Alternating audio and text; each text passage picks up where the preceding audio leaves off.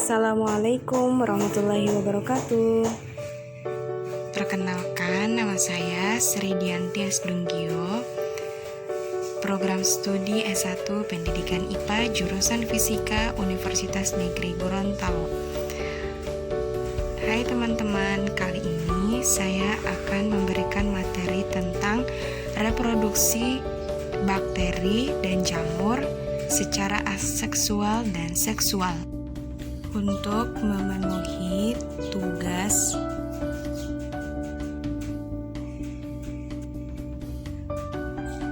mikrobiologi dasar,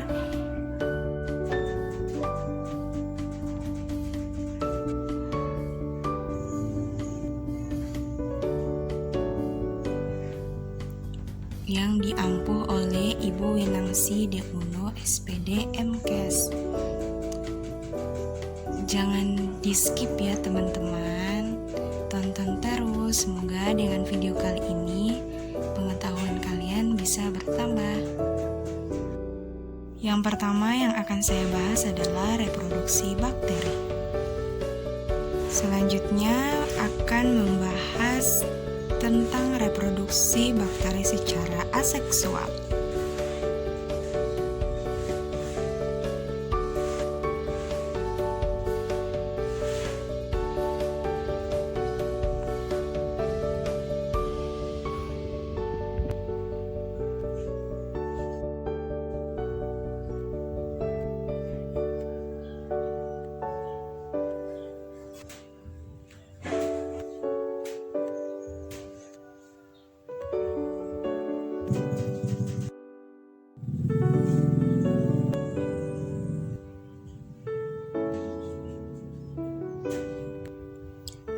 Jadi teman-teman, ini adalah contoh reproduksi secara aseksual.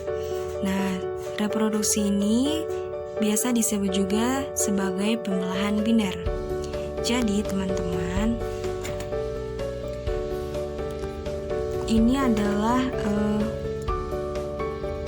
kromosom DNA bebas. Nah, kemudian DNA ini diambil oleh sel lain, yang kemudian DNA ini terduplikasikan atau menjadi dua, yang kemudian DNA ini atau dinding sel ini menjadi tersekat atau mulai terpisah antara satu sama lain, dan kemudian menghasilkan sel anakan atau dua sel anakan setelah terjadi pemisahan dinding sel.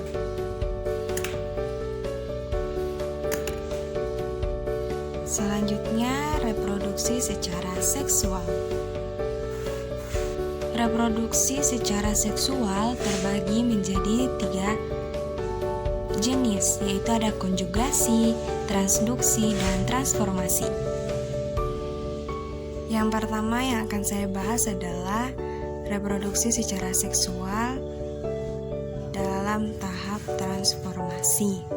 Nah, ini merupakan sel bakteri DNA bebas kromosom. Nah, DNA ini diambil oleh sel lain yang kemudian terrekombinasi DNA ke dalam kromosom. Jadi DNA-nya terrekombinasikan ke dalam kromosom sehingga menjadi sel rekombinan.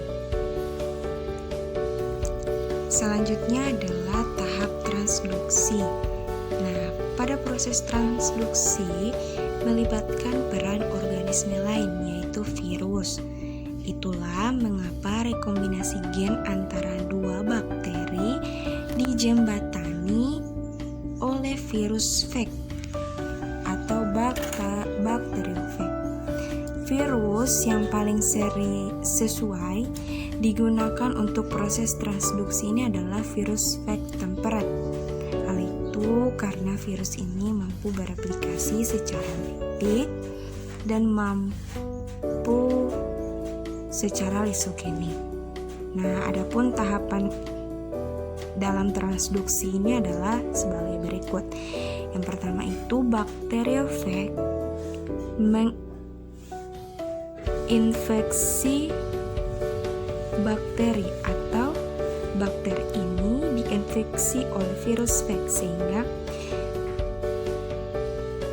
virus mengandung DNA bakteri tersebut atau sel bakteri ini mengandung DNA dari virus tersebut. Kemudian, jadi prosesnya ini seperti replikasi pada virus pada proses lisis. Nah, setelah virus vek ini lisis atau melepaskan veknya, ia akan menginfeksi bakteri lainnya atau bakteri baru dan akhirnya terbentuk bakteri dengan rekombinasi atau memiliki sel rekombinan yang sesuai dengan rekombinasi gen pada virus yang menginfeksi ini, dan terbentuklah bakteri-bakteri sel rekombinan. Tahap yang terakhir adalah konjugasi. Nah, dalam tahap ini dua sel bakteri saling mendekat hingga akhirnya terbentuk jembatan atau struktur jembatan yang menghubungkan antara kedua sel ini. Kemudian terjadi transfer kromosom dan plasmid. Dan untuk bakteri yang menerima kromosom dan plasmid ini, materi genetiknya menjadi materi genetik rekombinan, sehingga bakteri dengan materi genetik rekombinan ini akan memisahkan diri dan akibatnya terbentuk dua sel anakan dengan sifat baru, yaitu rekombinasi.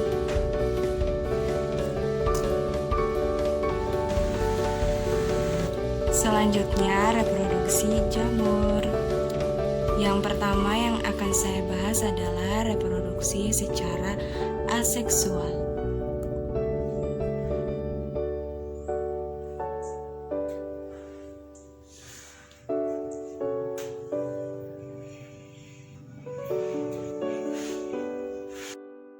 Nah, teman-teman, spora aseksual terdiri dari beberapa jenis. Dalam gambar ini adalah spora aseksual jenis Conidiospora atau Conidium. Dalam hal ini, spora yang dibentuk di ujung hifa atau di sisi suatu hifa. Selain itu, Conidium ini terbagi menjadi dua. Jika Conidium yang kecil bersel satu disebut dengan mikrokonidia, sedangkan Conidium yang besar dan bersel banyak disebut makrokonidia. Jadi teman-teman, konidianya ini terlepas dari ujung hifa, kemudian mengalami germinasi atau perkecambahan, dan terakhir menjadi miselium. Miselium ini adalah bagian jamur yang terbentuk dari hifa dan berfungsi untuk menyerap makanan dan melakukan reproduksi kembali. Selanjutnya adalah reproduksi secara seksual.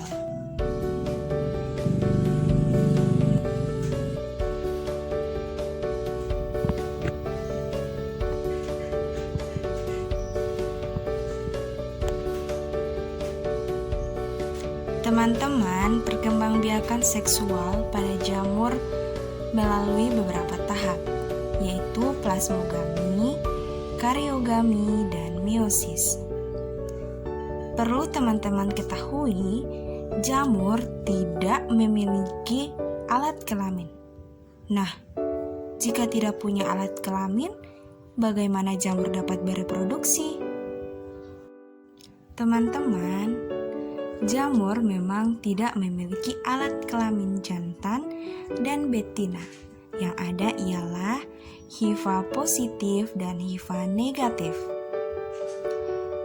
Plasmogami merupakan proses terjadinya fusi dari dua protoplas dari sel-sel hifa positif dan negatif. Plasmogami dapat terjadi melalui konjugasi, isogami, anisogami, oogami, gametagiogami, dan somatogami.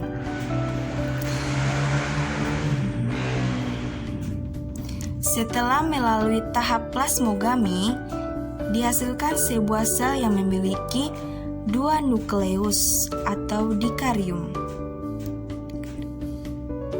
Karena nukleus dari kedua sel ini tidak langsung bergabung. Nah, sel itu adalah hifa dikariotik.